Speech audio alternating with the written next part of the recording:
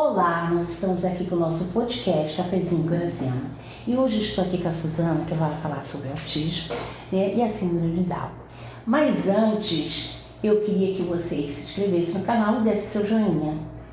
Oi, Iracema, tudo bem? É um prazer estar aqui com vocês. Então, eu sou Suzana, sou psicopedagoga com especialização em T21, síndrome de Down, e também sou uma terapeuta ABA.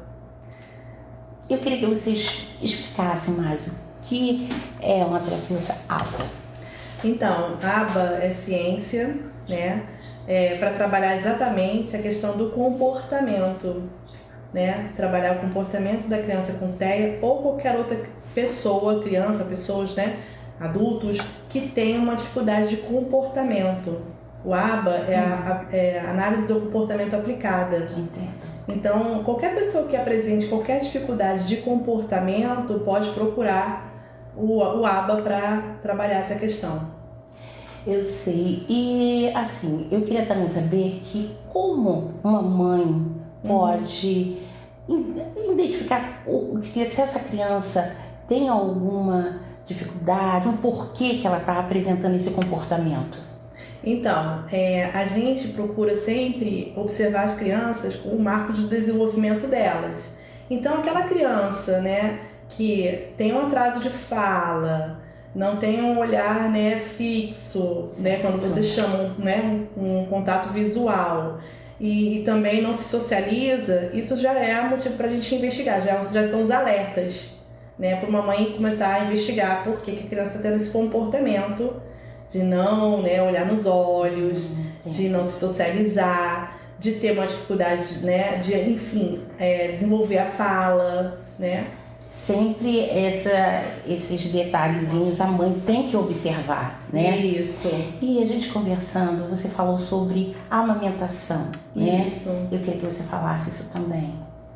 Então, o alerta, assim, principal quando é um bebê, por exemplo, porque a criança, por exemplo, que tem o autismo, ela já nasce com autismo. Então, aquele bebê que tá sendo amamentado, né, pela mãe e não tem o contato na hora de amamentar, não tem o contato visual com a mãe, já é um motivo para ela começar a investigar, né? Para começar, já apresenta ali já o alerta, né? De um bebê tá sendo amamentado ali pela mãe, e porque o bebê tem o costume, né? Já é da percepção mesmo do bebê, de olhar para a mãe quando está amamentando. Sim. Aquele bebê que não faz isso, né, já é bom a gente acender o alerta ali. Mas aí não sabe, é isso. Isso é só não sabe se realmente é síndrome de Down ou, né? Aí não dá para só realmente um profissional para saber disso, mas a mãe sempre tem que estar observando alguns comportamentos da criança, né? Isso. Assim, quando tiver um comportamento que não é adequado para a idade, para a faixa etária, né? Que você percebe ali um atraso. Mais ou menos a idade, assim, que aquilo já está muito... Por exemplo, a criança que o marco de desenvolvimento diz, a criança começa a engatinhar com 6 meses, 7 meses. Se não engatinha né, ou não chega nem a engatinhar, é bom observar. Tem crianças que não chegam nem a engatinhar, ok? Pula uma fase. Mas se tem outro atraso, não sendo motor, mas de não se socializar, não olhar, não fixar o olhar. Esse é o principal. Esse é o principal, entendeu? Esse é o principal, de não ter o contato visual, de enfileirar carrinhos quando tá brincando. Tem isso. Tem esse comportamento também. Sabe, de não dar função para os objetos. Por exemplo, o carrinho você vai fazer isso aqui. Se a criança pega um carrinho e fica só rodando a roda, ela não está dando a função para o carrinho. Olha. Entendeu? E aí já é um motivo para você também investigar. Todo comportamento que te causa estranheza, é sempre bom investigar. Porque provavelmente aquela criança está com algum atraso. E quando apresenta os atrasos, aí que a gente precisa acender o alerta. Entendi. E em relação à cor também? Qual é, assim, a criança tem essa dificuldade de assimilar as cores? Por exemplo, ela vê um vermelho e ela não consegue dizer que é vermelho. Pode acontecer de ter algum atraso também nessa questão de desenvolvimento, né? Quando chega uma idade de 6, 7 anos, né? Não conseguir identificar cores, objetos. Isso também serve de alerta para investigar, né? Se a criança não é... O principal é o fixar, né? O fixar do olhar, é o atraso da fala, sabe? A socialização, que não consegue interagir com outras crianças. Isso é um alerta muito grande, entendeu? Entendi. E outra coisa, como você, no caso, como profissional, claro que você vai, mas fica muito difícil para uma mãe diferenciar que é a síndrome por causa... Né? Isso, a síndrome de Down, a gente consegue já, quando nasce, muitas mães têm um diagnóstico só quando nasce. Porque a síndrome de Down tem rosto, né? Isso. Muda o fenótipo da criança. Isso. Alguns médicos, na hora, dão uma notícia não muito boa, às vezes. Porque assim, a síndrome de Down, ela é para dar a notícia para a mãe de uma forma muito leve, muito tranquila. Tá tudo bem, seu filho é lindo, mas nasceu com a síndrome de Down, mas tá tudo certo. Mas não, tem médicos que não têm essa empatia, não tem esse olhar de cuidado, esse acolhimento nessa hora. E aí as mães ficam muito, elas se emocionam muito com essa questão e ficam muito preocupadas quando sai de uma maternidade com uma criança com síndrome de Down. E também há casos do homem também não aceitar, até Isso, largar a mulher, né? Isso. E agora, isso a gente não sabe se isso vem da parte do homem ou vem da parte da mulher. Que eu já ouvi falando, não, isso vem só da parte da mulher, que as crianças nascem assim. Aí eu já ouvi também que não, que é a parte do... Eu queria saber se isso é verdade ou... Então, eu já acolhi muitas mães que as crianças nasceram com síndrome de Down e que não houve aceitação da parte paterna. Certo. E já teve casos realmente do pai abandonar a mãe e a mãe seguir a carreira solo, por conta da criança ter a deficiência, né? E, na verdade, o que acontece? Quando se tem a notícia na maternidade, e aí essa mãe recebe a notícia lá na hora do parto, precisa ter um acompanhamento de uma equipe multidisciplinar, tanto a família, né? E quando a criança, quando sai do hospital. A família, na hora do acolhimento, precisa ter ali um geneticista acompanhando, uma psicóloga, principalmente, né? Porque aí a família vai entender que, ok, o filho tem a síndrome de Down e vai seguir, né? Eu sou mãe de uma criança com síndrome de Down. Então, assim, eu recebi a notícia na gravidez. Eu tive bastante tempo para conhecer a síndrome de Down, para entender a síndrome de Down. Estudei. Isso que ele falava. Estudei, me especializei na síndrome de Down, na T21, para poder, enfim, acompanhar o desenvolvimento da minha filha. A Mariana hoje tem 10 anos. Então, nesse meu percurso profissional, né, eu acompanhei muitas mães. Quando eu me especializei na síndrome de Down, eu também pude orientar essas mães. Você quis realmente seguir essa carreira por causa da sua filha ou você já estava realmente já nessa profissão? Eu já estava na profissão da psicopedagogia e me especializei na área quando eu tive a notícia que eu ia ter a Mariana. Entendi. Né? Então eu queria entender um pouco mais sobre a síndrome de Down. Eu já atendi crianças com síndrome de Down, mas não é a mesma coisa. Você tá ali 3, 4 horas com uma criança. Você vivenciando o dia a dia. Isso, você não tá 24 horas dentro da sua casa.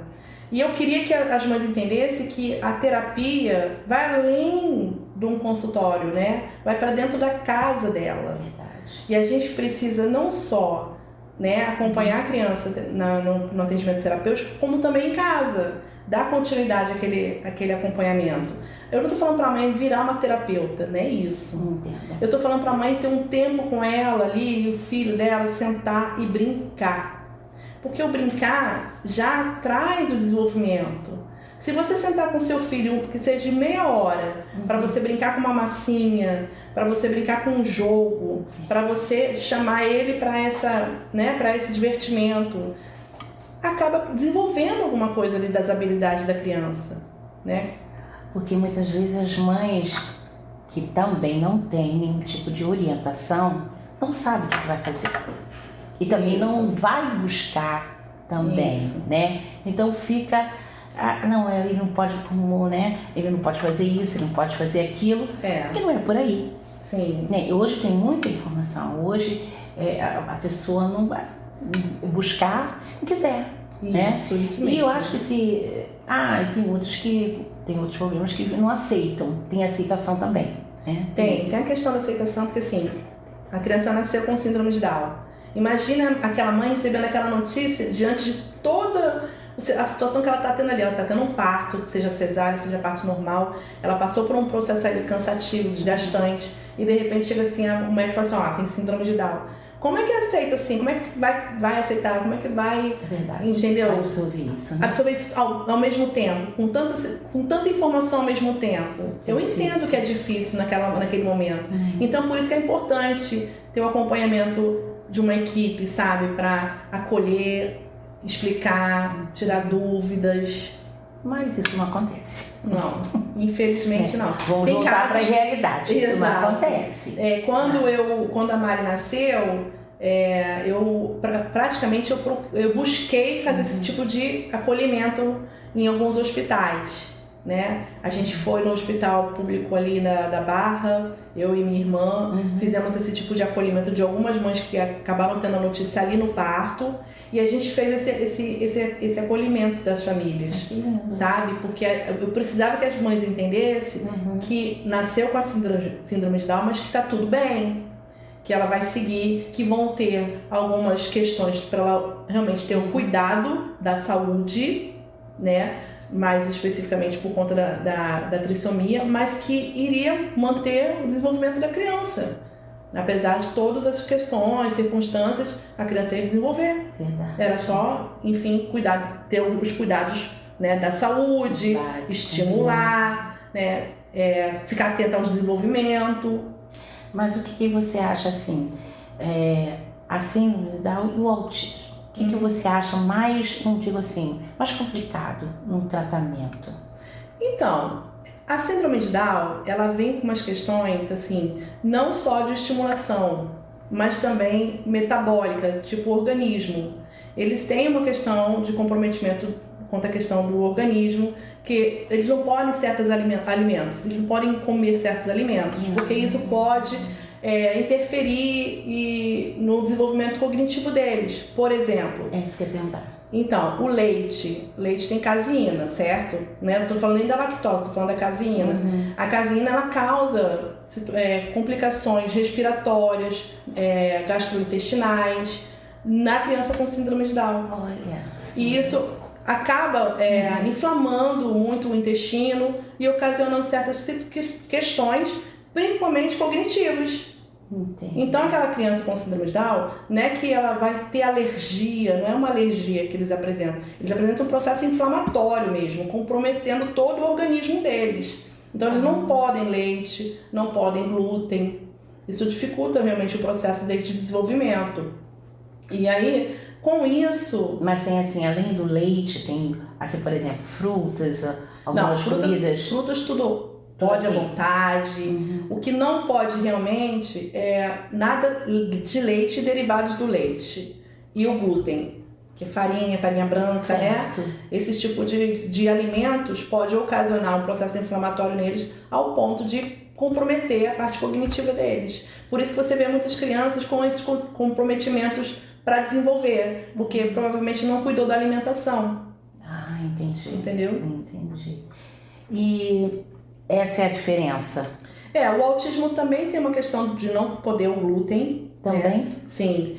Mas o autismo, ele tem uma questão de não se socializar. Já a síndrome de Down se socializa. Verdade. Né? A pessoa com autismo, ela não consegue interagir, né? Não consegue socializar.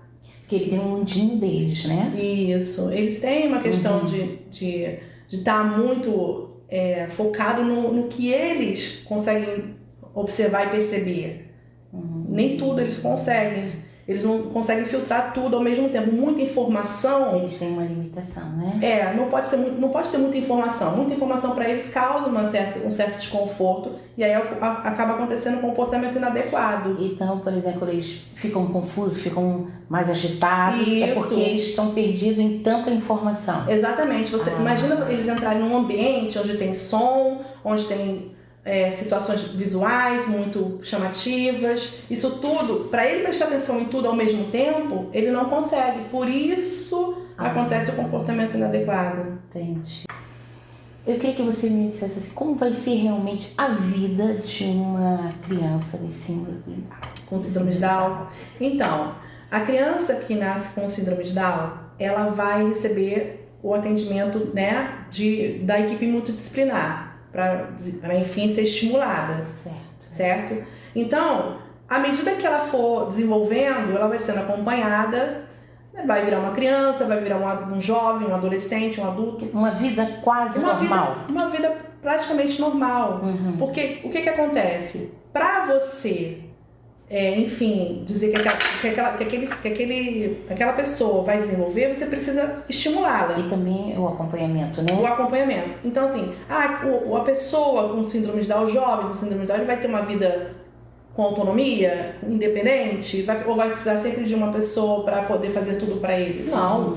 É uma vida com autonomia. Ele tem como caso casar, ter filhos. Isso. A gente trabalha para isso, para ele desenvolver, para ele adquirir conhecimento, para ele poder fazer as coisas com bastante autonomia. Então, um jovem hoje com síndrome de Down trabalha como também pode trabalhar, pode criar, pode namorar, pode ter a sua família, casar, enfim, pode ter sua vida normal. Sabe? Porque é para isso que a gente desenvolve, para poder realmente eles acreditarem neles mesmos. Eles têm esse potencial, eles têm como desenvolver. Basta a gente estimular, acreditar e não desistir nunca, sabe? Porque o que a gente precisa passar para esses jovens... Que eles podem fazer. É dar oportunidades. Certo. Então eles podem tudo. Eles podem ser o que eles quiserem, estarem onde eles quiserem. Se você der oportunidade, eles vão embora. Eu entendo. É porque lá atrás, antigamente, eles eram realmente tão limitativos assim, não, eles não podem fazer nada. Eu mesma conheci ela nem... assim, ela não deixava eles se misturarem, né, com outras crianças, embora eles eram muito agressivos. O que acontece? Antigamente, os pais, da década de 80, tá? Que eu tô falando. Os pais, quando tinha notícia, eles não deixavam eles se desenvolver, escondiam muito as crianças dentro de casa. Então, eles não tinham muita oportunidade de desenvolver, né? E com isso, acabava comprometendo mesmo essa questão do comportamento. Dela deixar eles no quarto, que eles não saíam no quarto, né? E ficavam até no quarto separados. Porque uma outra era muito, mas muito ela chegava a avançar nas pessoas, assim, era muito desagradável isso. Você imagina assim... Deixa eu só ver. Será que era porque ela fechou, deixou ela ali, que ela teve esse comportamento? Você imagina assim, vamos falar de uma pessoa que não tem a síndrome de Down e que de repente é trancafiada dentro de um quarto por anos. Você acha que ela vai desenvolver? Lógico que não, porque ela não vai ter, né, contato social. Ela não vai saber lidar com as situações que são apresentadas no meio social. Qualquer pessoa que entrar dentro de um quarto, ficar trancafiada e não aparecer mais, ela vai ter suas limitações. Entendi. Entendeu? Então, não especificamente por eles. Não, todos nós. Sim, pode acontecer. Pode acontecer. Sim. Entendi. Pode ter jovens aí, adolescentes, com síndrome de Down e o autismo associado. E aí sim tem mais comprometimento com relação ao comportamento. Aí eu queria que você ao desenvolvimento. Isso, pode acontecer, de nascer e a criança ter a síndrome de Down associado com autismo.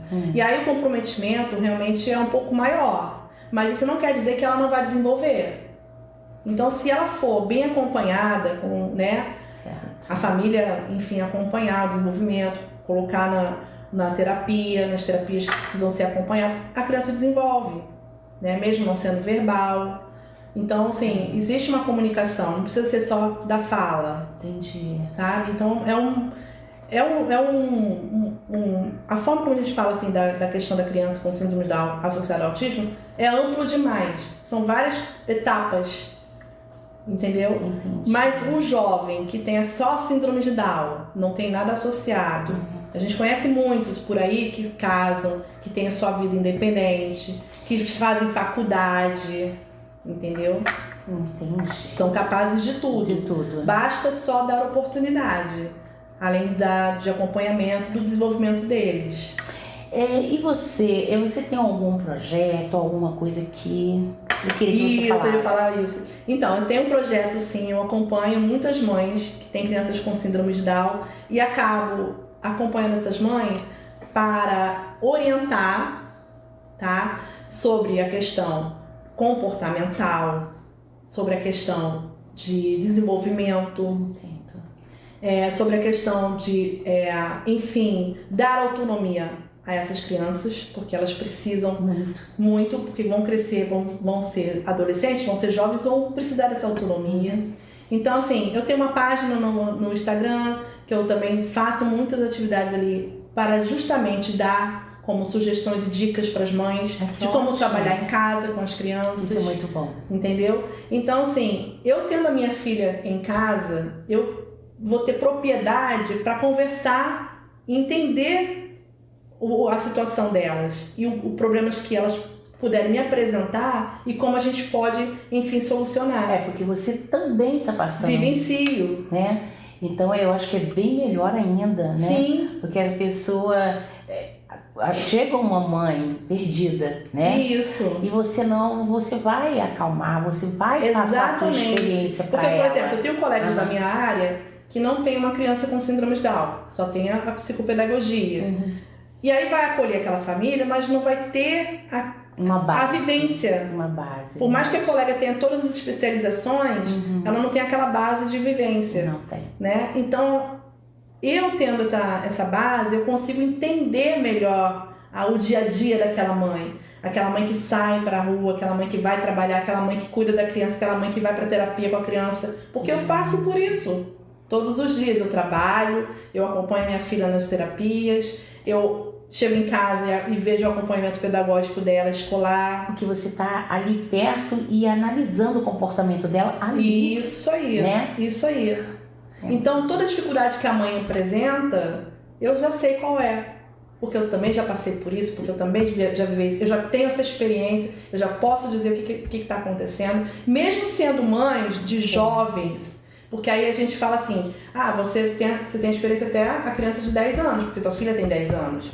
Não, ok, mas eu também estudei bastante para entender o jovem com síndrome de Down. Eu estudei bastante quando eu fiz a especialização, a gente falava muito sobre o adolescente, o jovem, com aquela questão de ter autonomia, de buscar sua autonomia, de buscar seu conhecimento, de, enfim, falar sobre a sexualidade. Sim. E nessa parte da sexualidade que as pessoas, né, confundem muita coisa. Sim. O jovem hoje, a gente sabe que o adolescente, quando está se descobrindo sexualmente, o que ele faz? Ele toca no corpo dele, ele se toca, né? Com os jovens, com os adolescentes de síndrome de Down, não é diferente. Eles vão se tocar também. E aí, o que a gente precisa? Orientar essa família para dizer assim, olha, tá tudo bem, isso faz parte da adolescência e não da síndrome. Que tem essa... A gente tem que saber separar as coisas, verdade. Né? Não pode botar tudo na conta da síndrome de Down. É um comportamento por conta da faixa etária mesmo. Ele está se descobrindo. Eles começam a se descobrir a partir dos 10, 11, 12 anos, né? Então, é bom a gente acompanhar. E é bom a gente entender que ele está se reconhecendo ali, então, enquanto homem, enquanto mulher, e orientar. Porque quando não tem uma orientação, o que vai acontecer? Ele vai fazer do jeito que ele acha que tem que fazer. Porque isso aí, no caso, tipo assim, eles não vão depender, como você falou anteriormente, a vida toda de uma mãe, de um pai, se tiver um acompanhamento agora, isso, né? Isso. Então ele vai ter uma liberdade.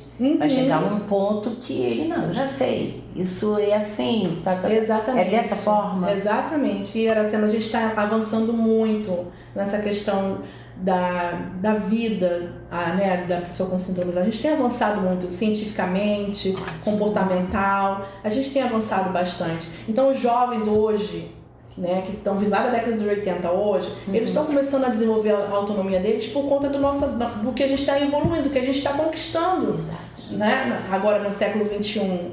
Então, assim, os que estão nascendo agora vão conquistar mais ainda. Porque à medida que a gente vai avançando, a gente vai descobrindo outros caminhos e vai abrir caminhos para eles, né? Exatamente, e vai colaborando cada vez mais com o desenvolvimento dessas pessoas. E aí eles vão conquistando o lugar deles no mercado de trabalho, o lugar deles no meio social, o lugar deles na família, a identificação deles. Porque antes de vir a síndrome, vem uma identidade ali. E outra coisa, no colégio, né? Que antigamente eles não dava aquela chance da criança, não pode, tem que ser diferente, não, agora não, eles acolhem. Agora a gente fala sempre a palavra inclusão. A gente precisa incluir essas crianças, sabe? A escola precisa entender que o trabalho para que a gente possa atender esse público tem que ser incluído o tempo todo. Então, quando a gente fala sobre inclusão, a gente fala sobre adaptação, a gente fala sobre acessibilidade, a gente fala desse mundo que precisa estar adequado para essas pessoas. Tem que estar todo mundo incluído nessa situação, nesse movimento da escola, sabe? Porque uma ajuda também, né? Sim, escola regular que a gente fala. A gente precisa, enfim, matricular os nossos filhos com síndrome de Down nas escolas regulares. E as escolas, apesar da gente ter alguns contratempos com algumas escolas que não cumprem com a lei brasileira de inclusão, né? Não querem aceitar, né? A LBI fala sobre a questão da inclusão, fala qual o direito das crianças com deficiência, que precisam estar incluídas, que precisam estar sendo acompanhadas, que tem que ter um acompanhamento assim, com toda a questão de dificuldades que eles têm, porque quando a gente fala da LBI, a gente fala sobre a questão de avaliações diferentes, material adaptado, entendeu? Porque a criança está dentro da sala de aula, mas ela precisa estar acompanhando a turma, mas com o conhecimento e com a vivência dele, com o jeito dele. E como é que a gente faz isso? Com o material adaptado, para que ele entenda aquele conteúdo. Entendi. Entendeu? Porque, assim, se for normal, no caso, ele não vai acompanhar certas coisas. Se for em casa? Não, tô falando no colégio. Você falou que vai ter que ter, no caso, no colégio, para que eles possam se adaptar. Isso, a escola conteúdo. Isso, a escola precisa entender que para aquela criança desenvolver dentro da sala de aula, quando a gente fala sobre essas adaptações, a gente está falando aí de um PEI, que é o Plano de Educação Individualizado. Esse PEI é o que vai ser o planejamento daquela criança para ela acompanhar aquela turma. Entendi. Entendeu? Então, naquele planejamento tem que ter tudo que aquela criança precisa para acompanhar a turma, na dificuldade que ela tem, que é, né, enfim, por conta da deficiência, seja ela síndrome de Down, seja ela autismo. Entendeu? Como você pode ajudar essa mulher? Como elas podem entrar em contato com você? Então, eu tenho meu Instagram, Suzana Micieli. Então, toda mãe que tiver qualquer dificuldade, toda mãe que tiver, assim, qualquer dúvida com relação ao seu filho, sua filha com síndrome de Down, pode buscar lá no Instagram, mandar um direct, mandar mensagem que eu respondo, e aí eu vou estar podendo apoiar e, enfim, acolher essas mães. Eu queria que você mandasse uma mensagem para essas mães. Então, eu acho assim, em primeiro lugar, não desistam do filho de vocês, sabe? É muito difícil, a rotina é pesada, é complicado, você vai se deparar com muitas questões em relação ao acompanhamento do seu filho, mas eu acho que vocês, assim, peço que vocês não desistam, de então procurar o desenvolvimento dos seus filhos, porque é muito importante isso. E podem contar comigo para o que vocês precisarem. Olha, Suzana, o papo foi maravilhoso. Eu que agradeço. Informação, muitas mães que realmente precisam, né, dessa ajuda, né? E você passou aqui nesse momento desse papo coisas muito importantes para elas. Muito obrigada. Então, muito obrigada. Eu que agradeço também. Obrigada pelo convite. E aqui termina o nosso podcast Cafézinho por Exemplo.